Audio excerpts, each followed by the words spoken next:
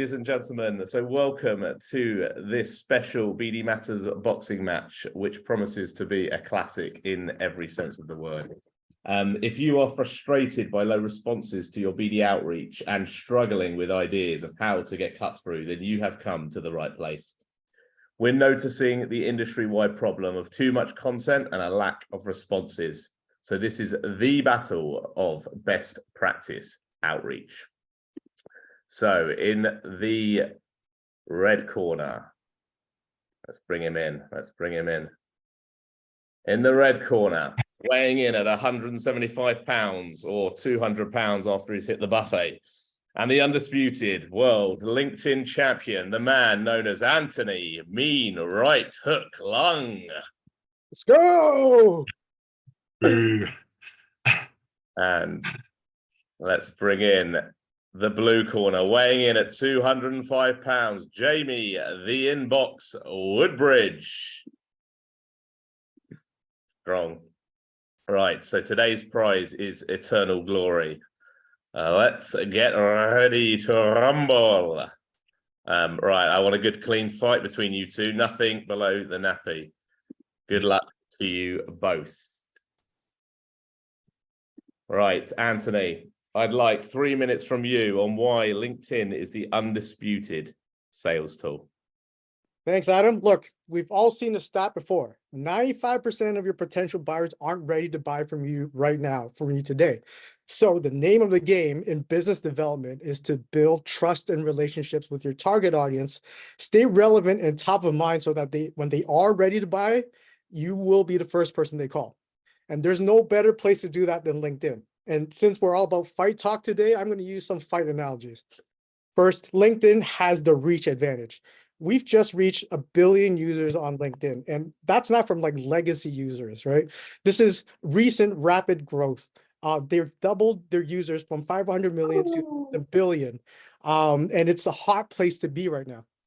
And within those 1 billion users are decision makers who actually like going on LinkedIn and reading stuff there. And that's illustrated well by a recent report by RH and Company called What Do CXOs Read? They found that LinkedIn was the #1 source where people in the C-suite like to get their work-related information. And that's ahead of stuff you would think would be more ahead, like general business press, industry press, blogs, and white papers. So I bet you didn't see that coming. And you can actually reach these people on LinkedIn. You're not limited to a mailing list or your current audience, which brings me to my next point. There's more than one way to win on LinkedIn. And just like a mixed martial arts fight, if you're good at boxing, punch him in the face. If you're a wrestler, take the fight to the ground. And in the same way, there's more than one way to develop awareness, trust, and new business on LinkedIn. And you can adjust LinkedIn to your own strengths and style. If the sales game is your strength, then invest in Sales Navigator. You can search, filter, and find your relevant audience and start connections that way. Or if you're like me and your game is more in the brand building and demand generation, then invest in creating content that is relevant, relatable, and engaging to your audience. Because LinkedIn rewards engaging content with more impressions. So if Jamie likes and comments on my post, LinkedIn will curate that post to some of his followers to see if those others would engage with that content as well. And that means if you've got a sweet piece of content that really resonates with the community, that piece of content can travel. And best of all, that piece of content will have social proof baked into it as well. Hey, if your friend Jamie just commented on the post to say how great it is, maybe you would want to read it too. And as you do this more consistently, the more trust and relationships you'll build. So for those reasons, LinkedIn is the champ. Let's see what emails got. Nice. Thank you, Anthony. So Jamie, fighting talk there. So tell us, what can email do that no other channel and tool can? Thanks for putting them all to sleep, Anthony. I'll take over from here. I'm never liking or commenting on one of your posts again after that. So just so you know. Lost the follower. Right. Email. Email is obviously the winner when it comes to marketing and business development. I'm going to tell you why. It's personal and it's direct. You land in people's inboxes, and that message can be tailored directly to them. Segment your audience, and your message is infinitely more powerful than your daily ramblings on LinkedIn. 80% of consumers are more likely to do business with a company that offers personalized experiences, and email embodies that. It's personal. It's their inbox. You're landing in there with a message that will really resonate with them. The other reason why email is so much better than LinkedIn is that it offers a really high ROI. The entry point for sending emails as a marketing tool is £0. You can start today. It doesn't need to cost you anything. And Anthony might say, well, that's the same is true of LinkedIn. Yeah, but you own your email data, you own your email list. You're borrowing LinkedIn's audience when you put your message out there. Email has one of the highest ROIs from any channel, as high as 40 to 1. That's 40 quid for every £1 you spend on email marketing. I'll tell you in the next section why LinkedIn is rubbish, but for now, let's just talk about the wide reach of email. Everyone has an inbox. Over 4 billion email users compared to LinkedIn's 1 billion. LinkedIn is a B2B platform predominantly. Everyone's got an email, whether they're a B2B buyer or a consumer. And according to the ONS, using email is the most used internet activity in households, 84%. That's why email is the champion when it comes to marketing and business development. So email hanging on in strong there. So look, both got their pros and sort of cons, and you know, obviously how we use them. We want to get into some of the best practice and how you guys use those tools as well. But you know, let's look at where the other is weak then. So Anthony, why don't you retaliate and sort of say what is email not capable of doing? Listen, first, let's make one thing very clear. Email is not weak. I'm in the ring right now with a very formidable opponent, so there's no slouch. But I have alluded to a few things already. The reach in your emails are limited to your mailing list, and it doesn't come baked in with social proof. But if we also look at other things that's been happening, maybe we're seeing some fatigue. People have developed entire apps like Slack so we can get away from emails. Gmail's latest update is an attempt to limit spam emails that we get, which means spam was a problem to begin with.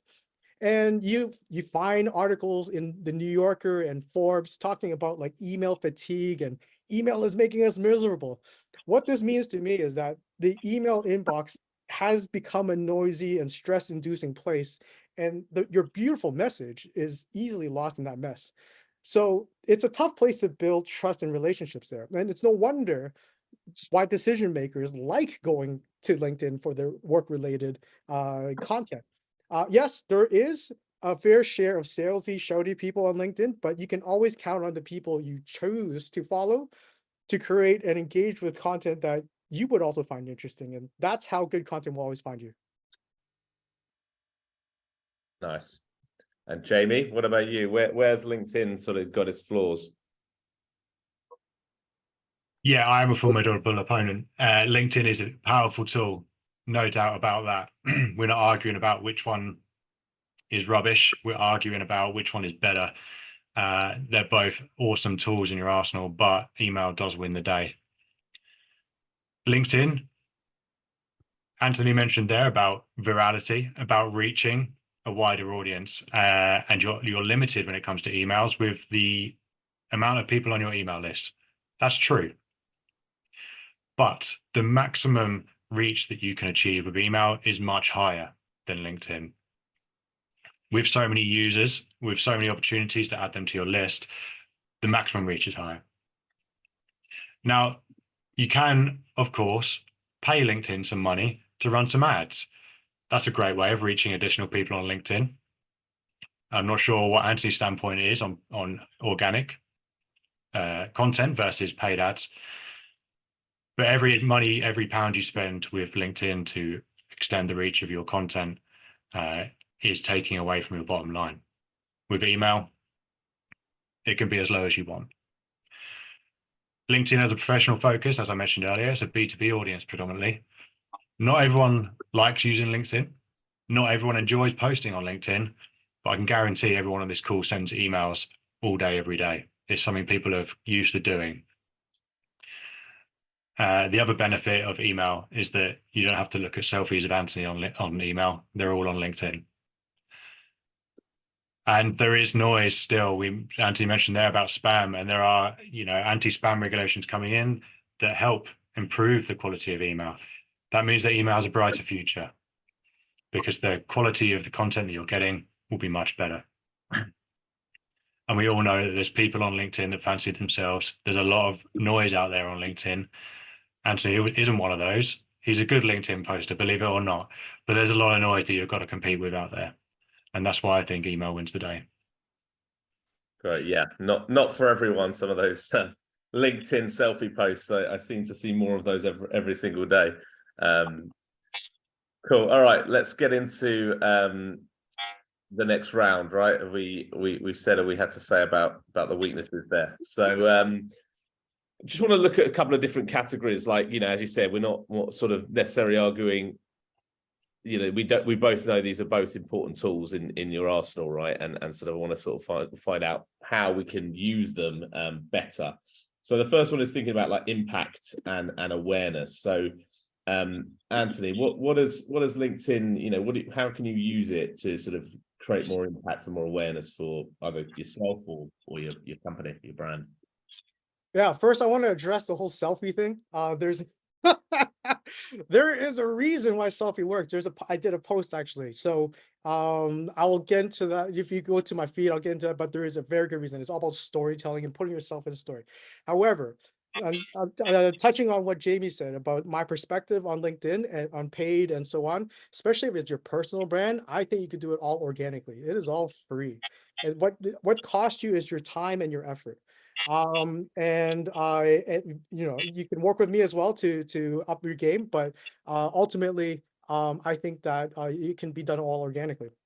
And I think the single biggest reason why people don't see more impact on their LinkedIn content is that, well, we're not putting our audience first, right? On LinkedIn, you have less than 2 seconds to earn the attention of your reader, right? So the first line of your caption, what you use in your visuals, the first 2 seconds of your video, that's the most important part of your content. And they need to let your audience know why that post has something important and something worth stopping for. Because if you don't communicate that, I know if I keep scrolling, I'll find something that's going to be interesting for me.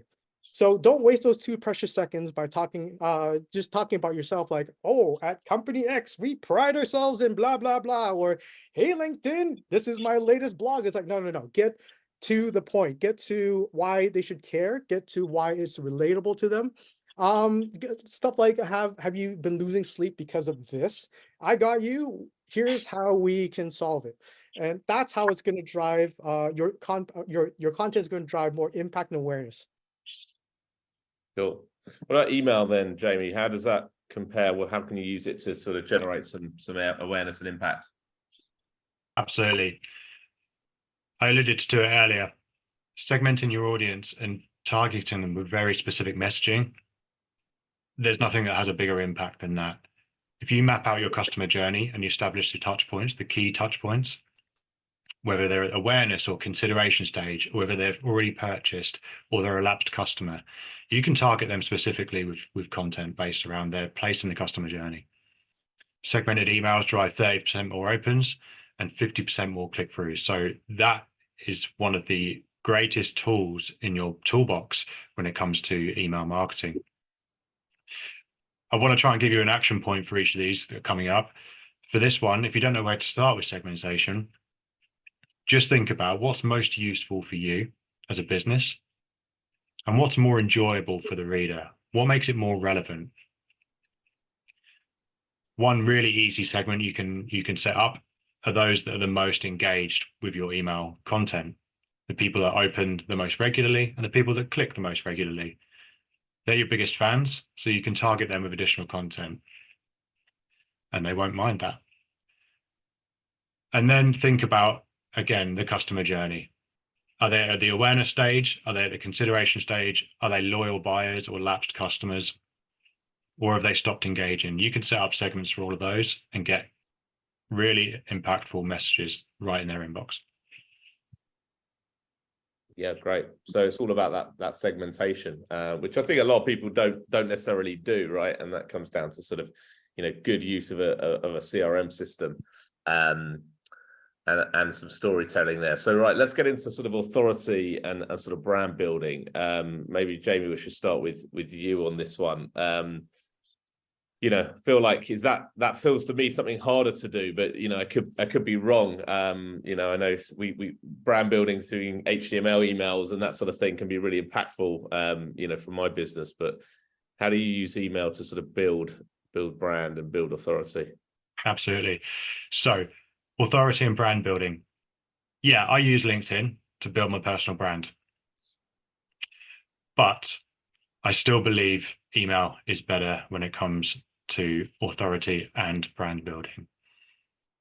In your email, you're one voice saying one thing. On LinkedIn, you're one of many voices that people are scrolling through when they go through the feed. So you have more authority, you have more control over the narrative in the email. We're copywriters at the Inbox Club, and brand copywriting is a huge aspect of your brand. And great copywriting can really shine in emails. You also have the opportunity to design emails in almost any way that you like, so that it matches your branding. But the key thing here for me is that you can manage how regularly you're sending emails, and establishing a regular send pattern is really key for engagement and building authority. So the action point from this one for me is, if you don't have one already, establish a regular sending pattern, whether that's weekly, fortnightly, or monthly, and stick to it. And then you can start to build on your brand awareness and also the authority and expertise that you're trying to showcase. Yeah, nice. So yeah, a lot of control and personalization in there, and consistency all coming through. So Anthony, what about you? Obviously, LinkedIn, authority, brand building.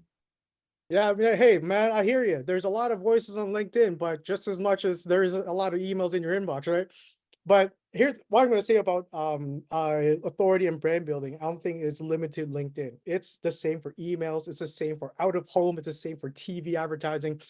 But consistency is key if you want to build authority and brand, right? And I don't mean like, hey, you got to post like X amount of times every week. I mean, you have to be consistent with your narrative as well. To Jamie's point, he's touched on it.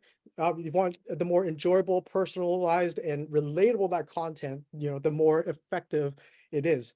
And the first thing I do with my clients isn't to just, riff off on content that we can create.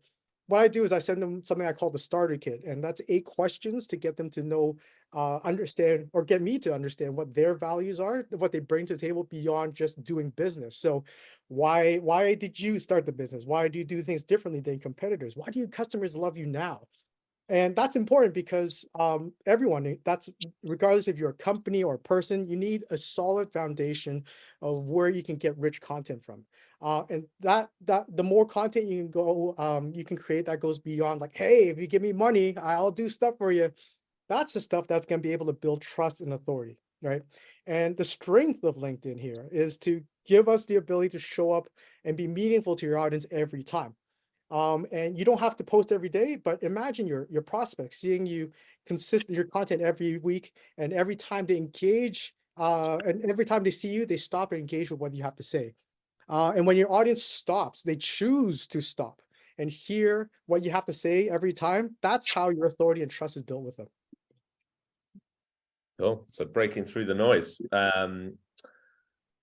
Very good. Right, let's get on to engagement and sort of nurturing. So you both touched on this a little bit earlier, but and I've used both as my tool. I flip between the two, if I'm honest. Don't answer me on one email, just hit them up on LinkedIn, right? So what about engagement and sort of nurturing? Jamie, do you want to jump in on this? Oh, you're muted. It's already lost the round. Classic. I've lost a point there. talking about breaking through the noise, I'm glad you come to me first and then to Anthony. Engagement and nurturing. Yeah, I mean, we've touched on this already, but for me, it's about that customer journey, right? Where are they? Where are they at right now? It's less random when you're using email because you can target them specifically. On LinkedIn, it's a bit more serendipitous. It's seeing it on the right day at the right time, accidentally perhaps. So for me, when you're nurturing with key messaging as part of that consumer's journey or that person's journey, you need to map out their journey and plan your emails along that route. That means you're getting the right message to the right people at the right time. Nice. That's me. Sweet and simple. Yeah. It's coming across this kind of control. I feel like I'm definitely using email completely wrong right now in terms of sort of like it's either just one to all or just a bit sporadic. But you seem way more targeted and measured in understanding segmentations, different customer touch points, journeys, all that kind of stuff. So is LinkedIn just serendipitous? How can you be stronger with engagement and nurturing? I gotta say, sweet serendipity sounds like a great boxer's name, so I might use that. But I'm not gonna lie. I think what Jamie said about the customer journey, that planned journey, email, does it really well.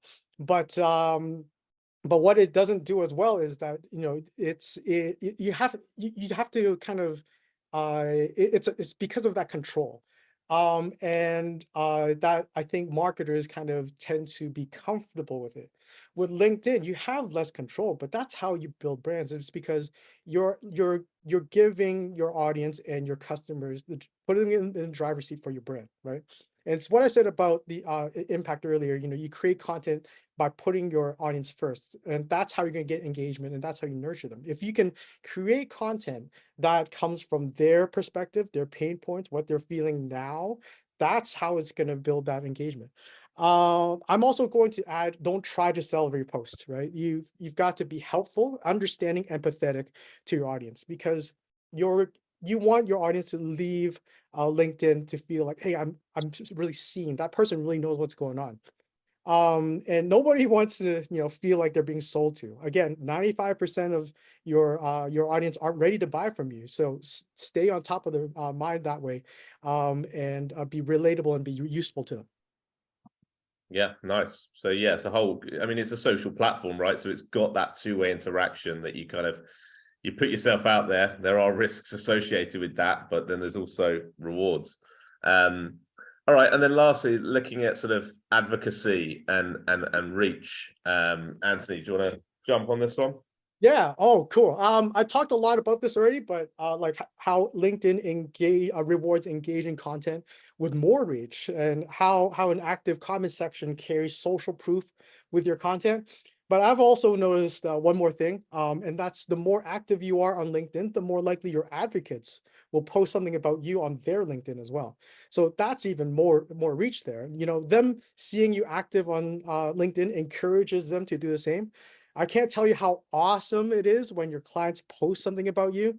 That's, to me, the most powerful form of testimonial, a kind of word of mouth endorsement that introduces you to their audience, and it gives your audience a place to celebrate you. And that comment section is just on fire. So don't sleep on, one more thing is, don't sleep on the LinkedIn recommendations as well.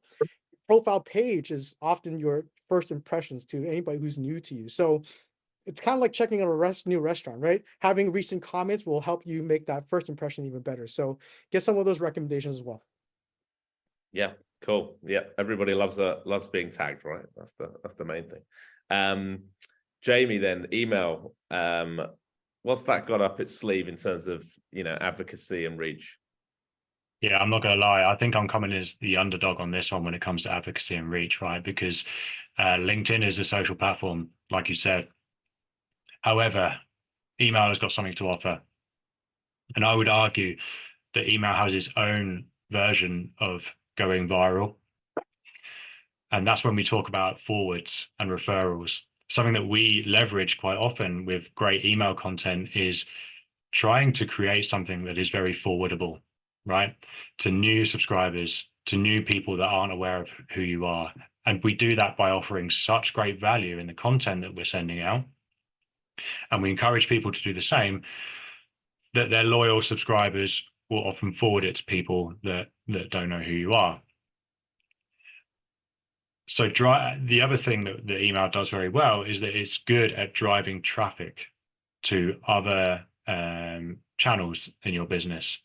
If you want to direct them to a blog post, if you want to direct them to a YouTube video, or to LinkedIn for some odd reason, if you want to direct them to LinkedIn, if you want to direct them to Instagram or Facebook or to anything else, email is okay with that.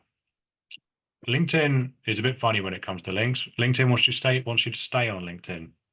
Anthony might want to come back with a rebuttal on that, but driving traffic to other channels within your business is an incredibly useful tool when it comes to sending out emails.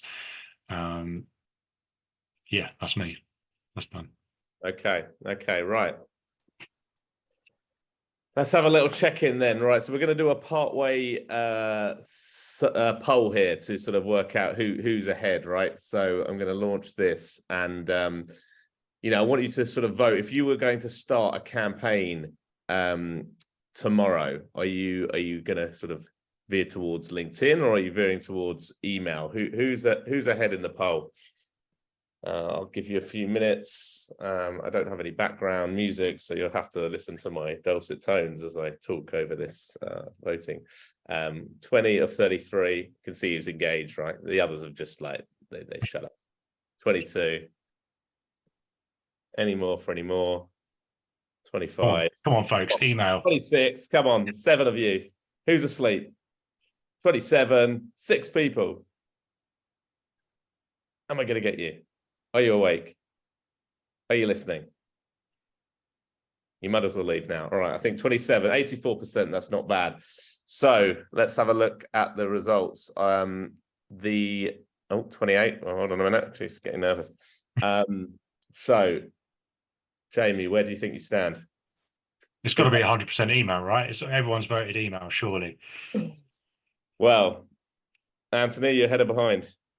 Man, it's a tough fight, man. It's, we both came out swinging. This is such a standard, athlete answer. Yeah, we strive to be our best, You're not a politician. Leave it all in the ring. Right. Well, I can tell you now that email is slightly ahead. We've got 54% and LinkedIn at 46%. So it's 15 to 13. So there's not much in it. This close. Could swing it. And also there's 4 people that are asleep right now, which could have been the difference, Anthony. So I'll end that poll. I think I can share the results with you so that you can see that for yourselves. And then we're going to get back on in to round 4. Right. Love this bell. Okay, fine. So, Jamie, let's start with you. Can you give us a feel for some of the misconceptions around sort of email? So things like, what are the common traps that people fall into? Maybe some new ways of thinking. Go on, let you start with that. Absolutely. I've got 2 that come to mind, or at least came to mind when I put the script together for this. Email marketing is dead. That's something you often see. Sometimes it's used as a hook for someone to tell you why it's not actually dead. But email not being cool, email being outdated, or it just in fact dead is a incredibly big misconception. It's just incorrect. And as I mentioned before, because of the ROI that email delivers, it's always going to be a channel that deserves your attention. Just to go back to what I said there, you could get as high as 40 to 1, right? Which is remarkable. So many people use email, despite other forms of digital communication. Email has been around since, I think, the end of the 70s. It's still used. Active users are growing year on year. I think it's actually projected to be closer to 4.6 billion by the end of 2025. So with so many people still using it, how can anyone say that email marketing is dead? The other misconception is that, if I send marketing emails, they'll always just end up in spam. And actually, good list management and compliance with the regulations and good sending practices are all really easy to follow. In an ideal world, you'd pay an agency like mine to help you out, but actually you can get started yourself, and that's why email marketing is so great. So great content that's value led, cleaning your list, so getting out those where you're getting bounces, and establishing regular send patterns are really great ways to improve the deliverability of your emails. So it should be a breeze. And I will just add, if anyone has any misconceptions or are worried about email deliverability and ending up in spam, especially with the new policies that are coming out with Google and Yahoo, give me a shout. We can chat one-to-one. Very nice. Good fighting talk. Email is not dead. Anthony, bit of catching up to do after the first 3 rounds. So pick yourself up off the canvas. Give us some misconceptions and common traps that people fall into with LinkedIn. Right. I had other things written down, but Jamie's got me on the rope. So I've got to rebuttal some of these things. Right. First thing here, right, about driving traffic to your site outside of LinkedIn. I don't think it's a symptom of the platform not liking it. Yes, they want people to stay on the platform, but also it comes down to behavior of the person reading this, right? How often do you get like go on Instagram and go, hey, LinkedIn profile? Do you even go to that link? You don't, because you want your experience to stay on the place you're enjoying your content. So if you want people to go to your blogs and long form content, the secret is to break it down, your long form content into short form content, so it's enjoyable on the platform. And then you give them enough value so that they understand why they need to click on that link to read some more. But if you don't do that, again, we're not putting the audience first, and we're just sending them a link to something they don't know why they need to click on. And the other thing is about, it's not, you don't own that audience, but let me just say something. Facebook just celebrated its 20th birthday, and LinkedIn is actually 2 years older than that. So while Facebook is experiencing this decline, LinkedIn is experiencing their glow up era. That's incredible. You got this old dude going into the ring and he's ready to go. And my bet is that LinkedIn is going to be around for a long time. That's because it's our one and only professional digital profile, and it's built so much inertia, it can't be stopped. Like, think about it. Every time you switch a job, your instinct is to change it on LinkedIn. An update on LinkedIn. It doesn't matter if you post a lot on LinkedIn or not. Your instinct is just to go, I need to do this thing. And if a company has an announcement, instruct their team, their PR team or marketing team to post something on LinkedIn. And again, regardless of how active they are, there's this need to actually keep active on there. And everybody wants to be the next TikTok, but nobody wants to be the next LinkedIn. Nobody wants to go against Microsoft money. So it hasn't gone away in 20 years. It's not going away in the next 20 years. And that's how I feel about that. So it's worthwhile investing into this platform. And the last misconception I would address to is, I've got experiences where I remember going to like one of those trade shows, and I got this guy come up to me and go, hey, look how many followers I got, like 12,000 people. Then I scroll to his content, and he's got like 2 likes, and one of them is him. So that to me, it's just this wasted opportunity of these people that you could be talking to, but you're not actually reaching them or connecting with them. That's the big opportunity. That's the missed opportunity. It's like being able to go to an open mic at O2 Arena, and then your joke as a comedian and your jokes just bomb, right? Who wants that? You've got so much opportunity to connect with these people if we can just put our content in their perspective and write something that they enjoy. So I feel like those are the biggest misconceptions I can address here. Nice. Yeah. You've got to be in it to win it. And I think, Jamie, you gave in your answer, did you give the 3 sort of fundamental best practice guidelines? If so, I'll go back to Anthony, or unless you've got. No, so yeah, I do have 3 to All mention. right, let's Do hear you them. want me to do it? Yeah, I've got to secure this win, so I'm gonna take the mic. Yeah, I do have 3 best practices. One of them that I was going to mention was segmentation and personalization, but I've taught that to death. So instead, I'm going to say, in any email you send, make sure you're offering value to the readers. That's got to be one of your one of your highest reasons for sending an email is got to be offering value to the reader. And always be thinking, how can I make email marketing more profitable for me, but also more enjoyable for the reader? Another best practice is to be frame breaking. Now, the amount of emails we probably all get that in our inbox that say, quick question, Adam, quick question, Anthony, quick question, Rodo, Richard. Those are annoying, right? They're rubbish. So be frame breaking, be different.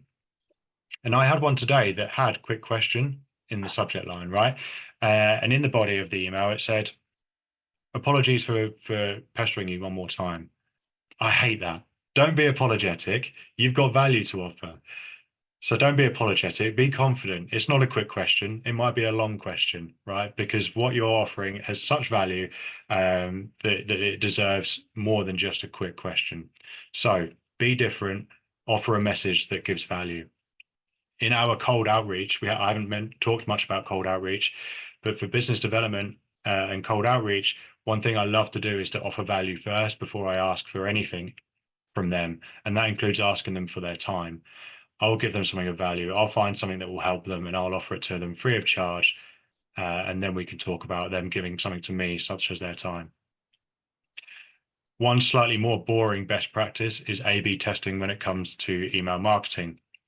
So whenever we help a new client with their email marketing, we don't pretend to know exactly what their list likes when it comes to receiving emails. We use A/B testing to find that out. Do they like emojis in the subject lines? Does that make them tick? Do they like image-heavy emails? Do they prefer witty copy that's entertaining? We use A/B testing to find out. And a really simple one to do is emojis and subject lines. Split your list in half, send emojis in the subject lines to one half and leave them out in the other and see what the results tell you. Yeah, love that. Really simple stuff, but I can guarantee 90% of the people on this call do not do A/B testing, right? It's just, I just know it. That doesn't happen. And maybe that's a case of not knowing how, or just not realizing its importance. So, Anthony, 3 things that deliver fundamental best practice you believe on LinkedIn, and you're on mute. Yeah. So I'm gonna put 3 things down. The first thing we need to do is take the time to understand your own story. These are all things that I've talked about. And again, if you don't know what your story is, what your value you're offering, the values you have beyond just that transactional relationship, it's not going to land with your audience. And if you don't know your story and you don't put it on paper, you're always going to end up chasing trends. And that's not going to be the most effective content. The most effective content is the ones that tell your story and your relationship between your relationship and your shared values with your audience. The second is to take the time to understand and respect how to tell stories on LinkedIn. Don't just throw links out there. That's why people aren't clicking through your blog. We need to understand how people consume and enjoy content on LinkedIn and respect that so that we can create something that is enjoyable on the platform. The last thing, man, I can't stress this enough every time. Put your audience first. Put your audience first. And don't try and sell every post. You got to give. You got to give knowledge and you got to give, I hate the word value because it's overused, but value, until I find a better words. But we've got to be able to be something of worth, offer something of worth every time we show up. And that's how we build that trust and relationship so that we can build new businesses through that. Cool. That's the end of round 4. So 2 more rounds to go. And we'll see, have a final vote at the end of where things are. So Both of you must have used other tools. You know, there's every other minute I'm being plugged another software plugin, something that can work alongside, you know, LinkedIn or email. So just thinking about that, what do you guys have in your armory to sort of enhance the effectiveness of what you're doing? So Jamie, do you want to jump in there? Sure thing. Tools and software. It feels like every week I'm being pulled to a new piece of software or a new tool because of the bells and whistles. I would say that if you ever consider bringing on a new tool, a speaker that I heard the other day at an event said that you should write a brief for what you need and then find a tool that matches that brief. That's the caveat. Tools that I like to use, you've got the email service providers, right? Those are the platforms that you're using to send the emails out. The most famous probably being MailChimp. There are loads of others that are better than MailChimp and cheaper than MailChimp. But choosing the right one for you is really important. The other ones to mention: Constant Contact, Omnisend, Klaviyo, Bravo, ActiveCampaign. There are loads, right? So you need to make sure that you compare the ones that are out there and make sure it matches your needs. Another great tool to use is anything that helps you with analytics outside of the email platform. So those email platforms will give you reports on the metrics, such as open rates and click rates and all of the other metrics concerned directly with the performance of your email. But what you need to do, or what you need to consider doing, is integrating other analytics tools to really figure out what's happening with those subscribers. Something like Google Analytics, for example. Then you get the full story of their behavior, what they're doing when they leave the email and then enter onto your site. And then you can start to understand more about what they're doing, where they're hanging out, what they're reading, and how long they're staying on web pages. So integrating analytics tools such as GA is really important. And then if you want to level up email marketing, go beyond those standard email service providers, consider CRM software. I really like Pipedrive because it's simple, but other ones that do much more, offer much more features when it comes to marketing, ones like Salesforce, HubSpot, Active Demand. They're really awesome at helping you pull together all of the different marketing channels that you're using, and applying them to your subscribers, applying them to your contacts. So email is only one element of that, but it is probably, I would say, a foundational element of those pieces of software. So a reputable email platform or an email service provider, analytics tools that helps you to analyze your traffic, and some CRM software if you're so inclined. Very nice. Great stuff. Anthony, tell us, what about you when it comes to LinkedIn? What tools are you using? All right. You know, the great thing about LinkedIn is that you don't need a tool. You've got your phone, you got your laptop, you got your LinkedIn account, you are good to go.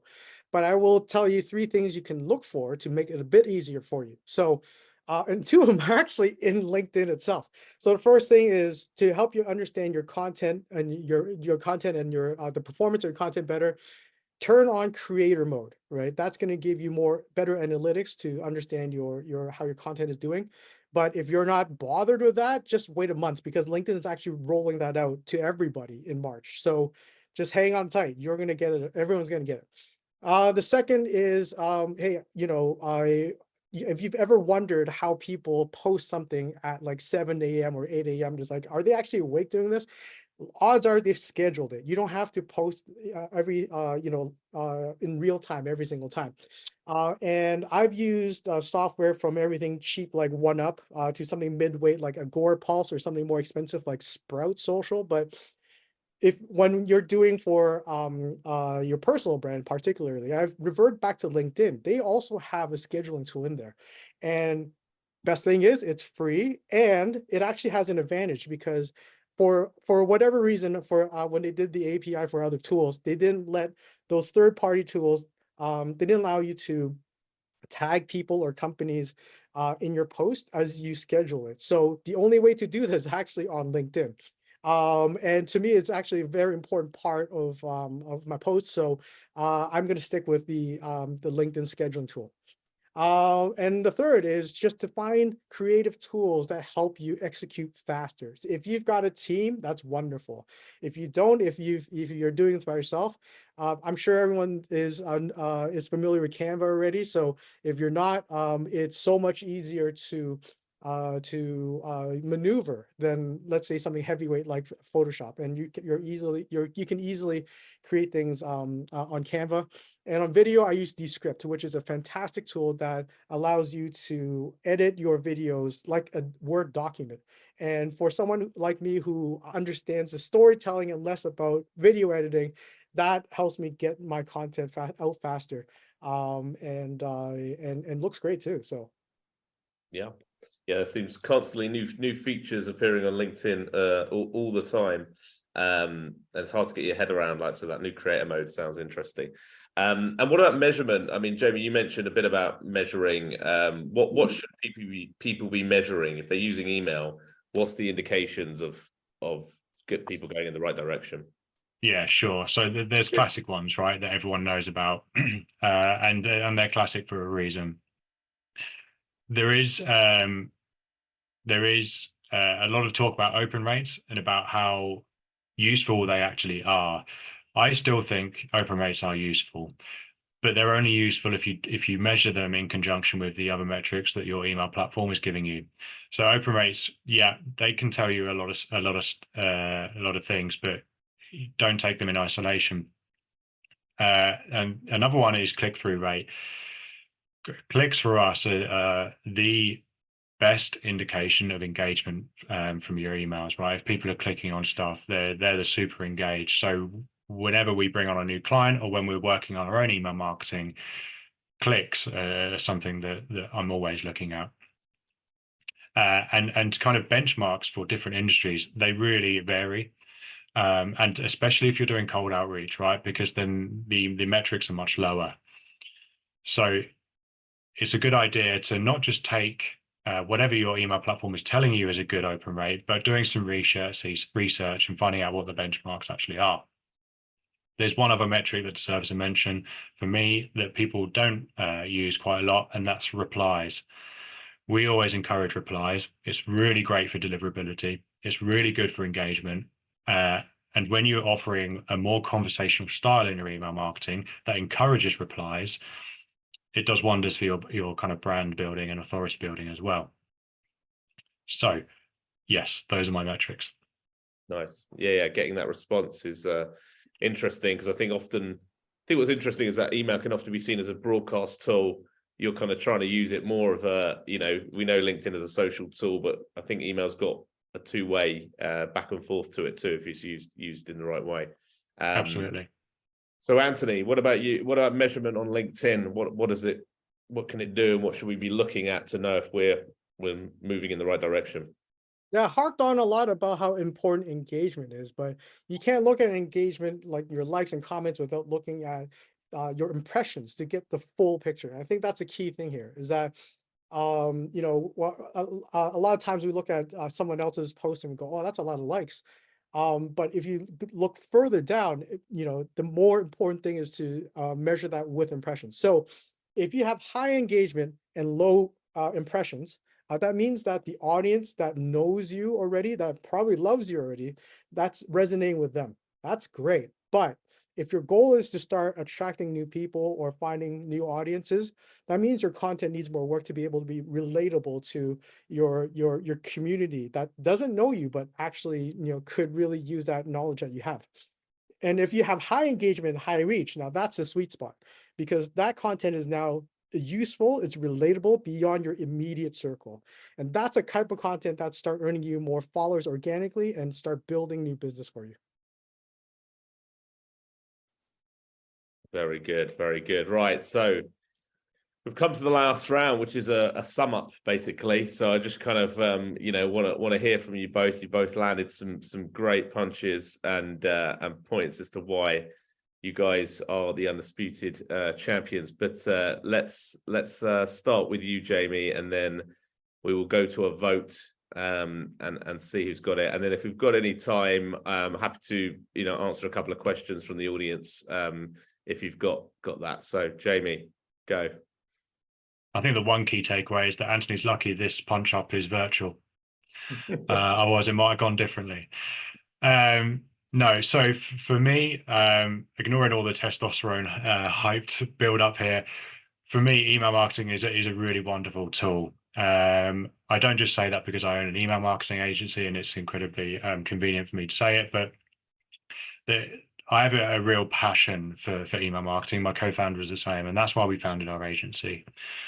The fact that it's done not very well by a lot of people is an opportunity for anyone that wants to take email marketing and really run with it. Someone who's going to remain nameless, who's on this webinar, just emailed me whilst I was talking with the subject line, "Hey, quick question," right? That's inventive. Even though it says quick question, it's inventive. And that's what email gives us. It's the opportunity to be inventive. It's the opportunity to be creative and confident in what we're doing. And you've got to remember your audience. Anthony said it very well. Remember your audience and remember what value you want to bring to them. First and foremost, just think about the content that you're sending. I've talked about more advanced things like A/B testing and segmentation, and I didn't even touch on automation, which is another great tool that email marketers can use, and customer journeys and all of that stuff. Focus first on the content that you're producing, because it's got to provide value. It's got to be frame breaking. It's got to get attention. Don't just do what everyone else is doing. And I will say, Anthony's put up a great fight. I use LinkedIn a lot and I use email marketing a lot, and they both are wonderful channels for business development. That should be the key takeaway here. Maybe email edges it just a little bit. One last caveat: in all of your marketing efforts and business development efforts, there should be an omni-channel thing, right? You need to be spreading yourself over channels that work for you. Don't just choose one. Spread yourself out a little bit, but not too thinly. Nice. So Anthony, 2 minutes, or how 1 or 2 minutes on why LinkedIn is and should be the ultimate champion here. Yeah, I think, Jamie, you said a lot of great points there. And like him, I agree that, this is a tough fight, man. Coming into this, we both swung hard. We both have great points, and it comes down to, well, you should use both. And I think that it also leans to, what energy you have, what channel leans to your energy best. If your email, if your energy goes towards emails, great. If your energy is fit for LinkedIn, that's wonderful too. But I think there's two things that Jamie and I kept coming back to, which comes down to content and value, right? And I think that regardless of what channels you use, focus on that, right? And on LinkedIn, it could be the potentially a living, breathing, brand building platform that will earn your audience's trust and build your businesses that way. Put you on top of mind. So in order to get the content and value to them, take the time to understand your story, because that's where you get your best content. Understand and respect how to tell stories on LinkedIn. Don't just throw links out there and hope for the best, and put your audience first. That's how I'm gonna leave it. Brilliant. Yeah, no, great. So much there about, as you said, two great fighters. Both channels are got to be used, right? And both have their own benefits, but I think there's a lot there people could learn from in terms of storytelling, personalization, segmentation, like loads of ways that we can use the tools even better. Cool. So let's go to the final vote. I'll launch the poll. So if everyone could tell me who their winner is for today, and if anyone's email, burning question, then I will take that before the end. I'm not going to pander for votes. I mean, the best person win, but I'm the best person. No, yeah. How many you got? 24 out of 27. So 3 people to go. Don't know if we're going to get them. Give them another few seconds. And okay, we'll leave it there. I can tell you now, you're nervous. Yeah. Oh my God, I can feel the suspense building. I left it all in the ring. Whatever happens, happens. My career as an email marketer is on the line here. All right, here we go. The undisputed heavyweight champion of BD Outreach. It's email. Come on. Jamie, the inbox, Woodbridge. With Thanks a for voting for me, guys. very convincing. Really took people around there with email. It's old school, but it's still effective and packs a bigger punch. But thank you both. That was really entertaining and enjoyable.